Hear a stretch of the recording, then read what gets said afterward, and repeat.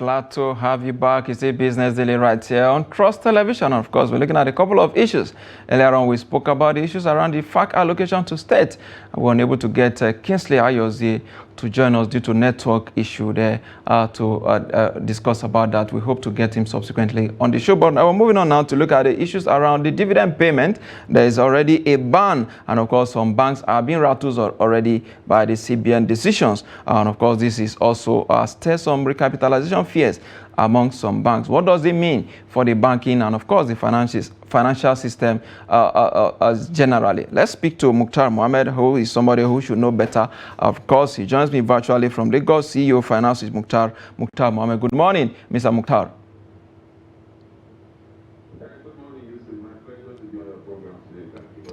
Thank you so much. It's always a pleasure. Talk to us about what does this mean, really? I mean, CBN, is it the right time for CBN to take this kind of decision? There's not the right time for a good policy. There's not the right time to solidify our bank. There's not the right time to make our bank stronger. The right time is now. It's not yesterday. So whether the decision is the right time or not, I mean, we shouldn't forget that what the CBN is doing actually is to strengthen our banks, to make them stronger, to make them very competitive, especially after the recapitalization. But again, you could also question the way they went about it. That's a decision for another day. Maybe they didn't apply the right type of strategy in pushing their information outside, so it caused panic and fear. But the intention is right. I mean, you want a very strong, vibrant bank. If you want to become a $1 trillion economy, then you need to have a very strong bank. And I think that's what they are trying to do. But again, like I said, maybe the approach in passing down those informations were not as professional as they should have because of the critical nature of source information.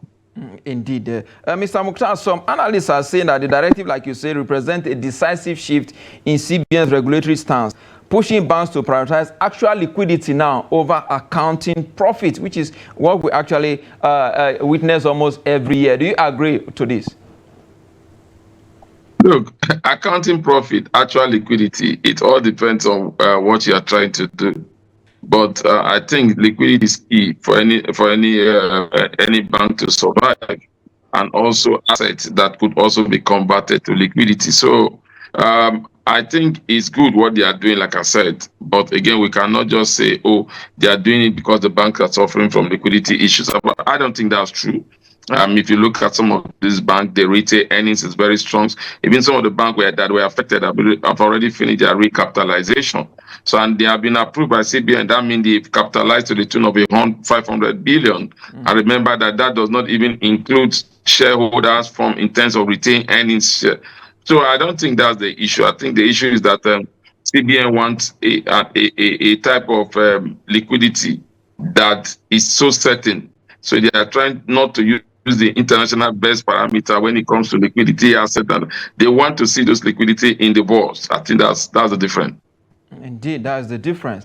But do you think CBN is considering the manner in which we are administering banking in Nigeria? A lot of people are saying banking sector is not supporting the real sector of the economy. What do you make of that? And how do you think this move will strengthen that relationship that we want between the banking and, of course, the real sector? In terms of strengthening, I don't know how they will be able to achieve that with this policy, Yusuf, because again, you look at some banks, single or the loan they give to some of these small business manufacturers. Those are what is becoming a non-performing loans for them, especially most of what they are asking them to repay that they have is had to come from the era of COVID-19. So definitely you can't be too sure that if I'm a bank with the way the CBN have told me whether I would want to lend to the real sector. I would rather want to just have my cash in my hand, then invest in government treasury, government security, and just get, because it's more safer return for me. If I know I'm going to give investors, the climate is not very, very, very conducive as it stands, like this, very volatile, and so I don't think that would really definitely encourage, and that might even serve as a discouragement towards investing in the real sector, especially when they know that they have a lot of a standing loan that is coming from that sector. Indeed, when what about the rate of do you think the rate of non-performing loans in banks will improve with these new directives? Definitely, definitely. I mean, the rate is not bad, but again, we are going to see almost zero compliance. But again, the rate is not that bad. But again, we are going to see zero compliance, which is good, and definitely that will play out. Indeed, talking about what that to play out. But let's look at the implication now for shareholders and, of course, depositors. There seems to be a lot of panic, Mr. Mukhtar. Depositors, no panic. The banks are solid. There's no issue. Shareholders, there was panic. But again, in panic, create opportunities. So some people took advantage, some people out of fear sold, or some people out of fear bought. And you know the difference today. So there was panic. Definitely there will always be panic in the market when informations that are not positive to the market come in. And so I think that will happen. Some of this information that filtered into the market were not positive for the market, and the market actually responded that way. But there's stability in the market now. Most of all these banking stocks are even on beat as for yesterday, but the stability in the market, that's the beauty about everything that happened. Indeed, that stability is very critical because a lot of foreign investors were on edge waiting for what will happen with this new directive. Mr. Mukhtar, one of the big banks that was involved in this CBN directive, who is on the CBN forbearance, Zenith Bank to be specific, made an announcement yesterday that by June 30, they will be free from benefiting from the CBN forbearance. Given their status as a Tier 1 bank, do you think they can actually achieve that goal? It's very achievable. Look at their liquidity ratio. You know, look at what Zenith Bank have been able to do over the years. Look at their liquidity ratio. When you look at what they have to, I mean, if they have to even make provision for that, they have enough liquidity to make provision. Not to forget that Zenith Bank earning per share at the end of the year was about 35 naira, and they only paid 5 naira about that dividend payment. So definitely they will be able. I mean, there is very strong bank. I mean, if you look at their balance sheet in terms of prudence, in terms of management, in terms of the way they've been able to manage themselves, they've done very, very well. I don't think Zenith Bank will be a bank that will have issues. They've already said it that, I mean, by the end of June, they will be going out of this forbearance because they already have we're planning to make provision for it already. So now they want to even make a one-off 100% provision for it in their next report, while they also go after whoever collected this loan from them. What do you think make them go to that point initially? I mean, it's a very strong bank, like you rightly mentioned. What do you think made them get to that point that they had to rely on CBN at some point? Yusuf, if I'm a businessman, you give me cheap phone to be doing business. Why do I have and you didn't call for the phone? Will I be calling you? Come and take your phone. I will use that phone to do business, of course. So by the time you call for your phone, then if I have it, I'll give you. And now CBN is calling for that phone. They have it. They want to give it. For me, that's it's a no-brainer. You don't expect them to have money and be shouting, CBN, come and take your money. Some of the banks that they have been trying to have escape forbearance. If you realize 2 years or 3 years ago, they did not pay dividends. They didn't even have their earning per share was negative. It was not enough. They went to their reserve to pay. So they also could have well do that and create stability in the system. I don't think they are at any risk at all. Indeed, their earning is not at any risk. You don't see any sign that some of our banks may be in financial distress. No, Yusuf. I mean, after that letter from the CBN, there came another letter from the same CBN affirming the integrity and liquidity of our bank. So I think that has cleared the air. But what I would have expected was for them to meet individual bank personally. Then with this current response they were getting, it would have been good. But at least they did it the other way. But again, they are trying to mend the information. So you are reassuring Nigerians now, and indeed depositors at large now, that their money in the bank is safe. Yusuf, their money is very safe. I mean, as far as the depositor is concerned, there's no issue. I think the people that are worried was the shareholders, that you saw the kind of panic, the kind of sell-off that happened in the stock exchange. But for the shareholders, I don't think they have any problem. General Bank is a very strong bank with enough liquidity. All right. Do you link this move to the ongoing recapitalization process by the Central Bank of Nigeria? Somehow I could link it because you, like I said, you want a very vibrant bank. But again, it might affect those other banks that have not come to the market now. They might be coming to the market at a discount compared to what they were planning to. And that would mean that they may have to have more shareholders. And that may also have an impact on their shares in terms of being available for investors to buy. So it could create a volatility in some of those shares. Indeed. Talking about volatility in some of the shares, I know you spoke a lot about that recovery now in the banking stock after the initial panic. How is the banking stock looking like now on the floor of NJS? Yusuf, they are still looking very good. Throughout yesterday, they look very good. Early trading still shows sign of positivity. I see no reason why they will slow down.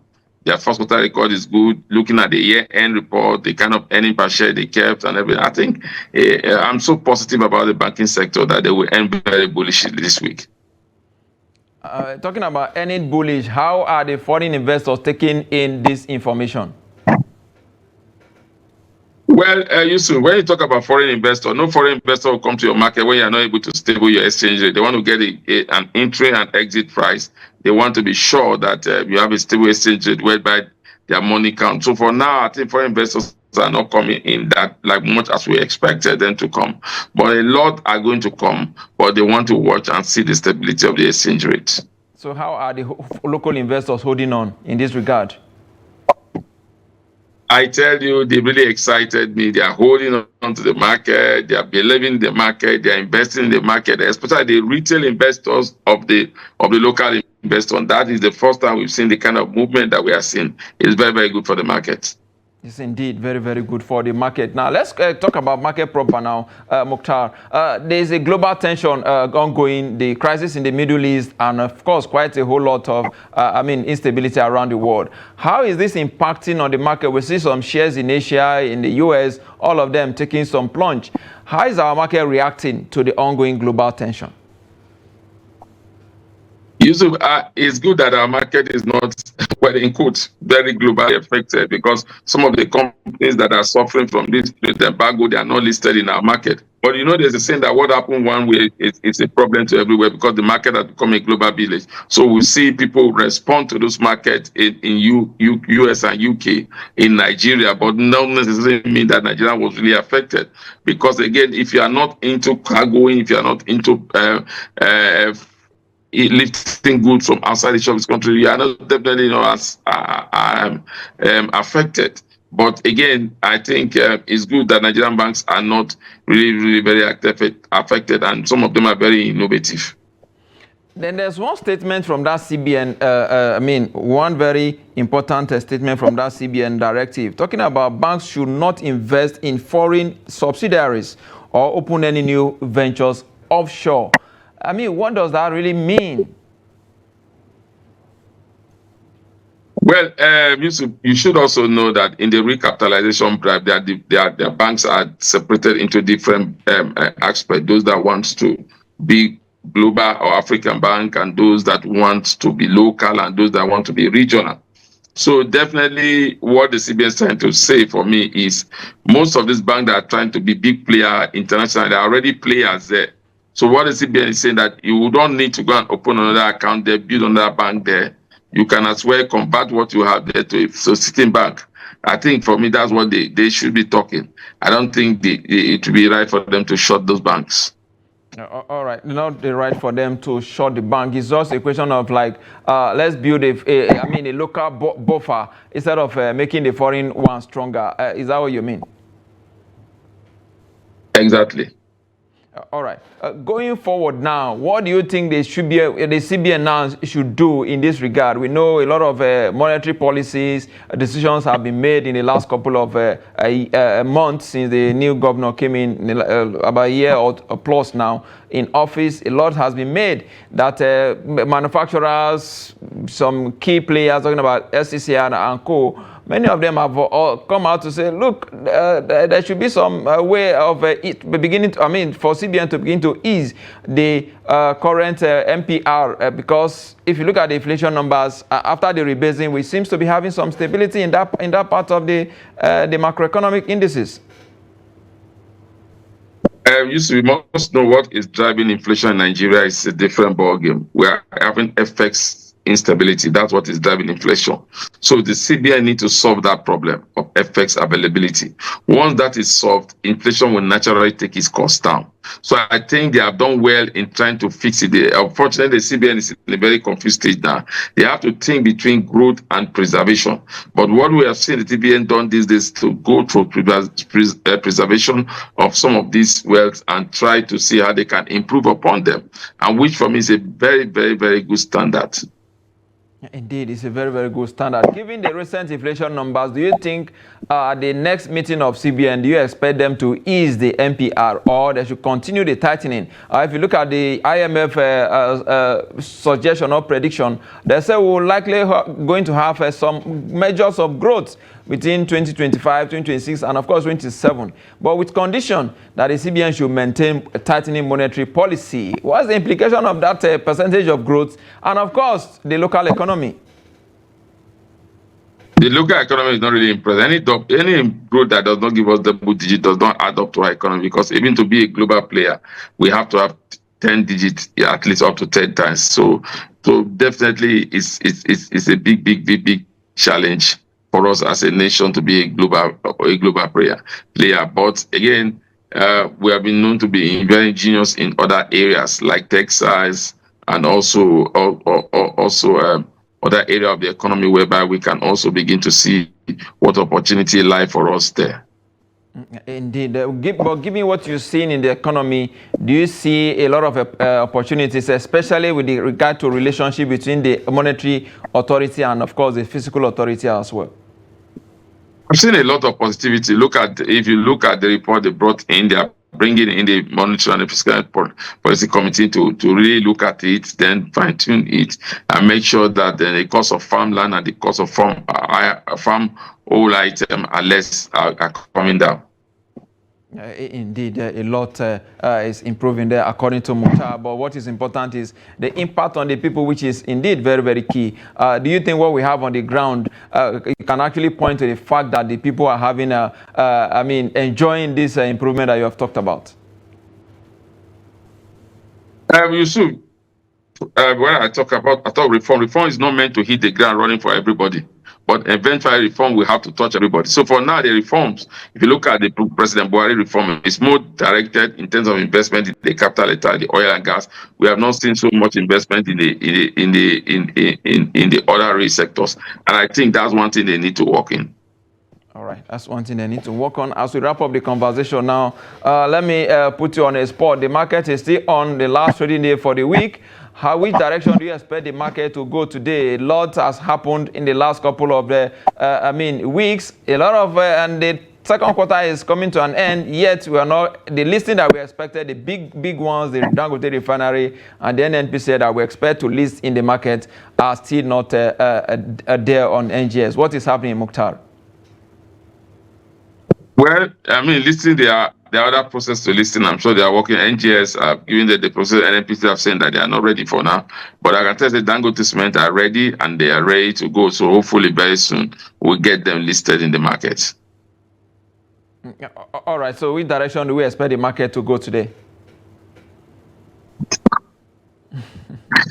Usually, I don't like being put in the spot about the market, but I just feel that market will definitely be positive today. All right, we expect market to close positive today. That is what Mukhtar told us. We'll hold you to that promise. Of course, market is dynamic. Anything can actually change. I must thank you for your time. Mukhtar Muhammed, CEO of Finance with Mukhtar, speaking to us all the way from Lagos. We appreciate your time.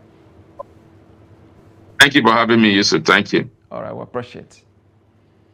All right, that was Mukhtar Muhammed. They'll be speaking about the issues around the CBN, dividend ban, which has rattled so many banks now, but quite a whole lot.